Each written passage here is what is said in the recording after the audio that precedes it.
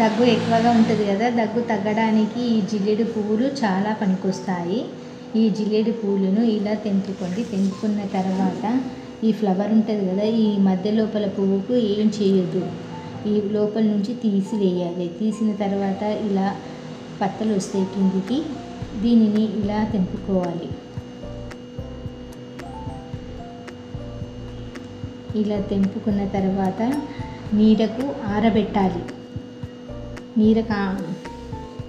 వెండ తెలవద్దు. నీడకు ఆరబెట్టిన తర్వాత ఇది తీసుకొని తమలపాకు ఆకు ఉంటుంది కదా, దానిపైన ఉంచాలి. ఇలా ఈ విధంగా ఉంచి ఇలా ఫోల్డ్ చేసి తమలపాకులా తినాలి.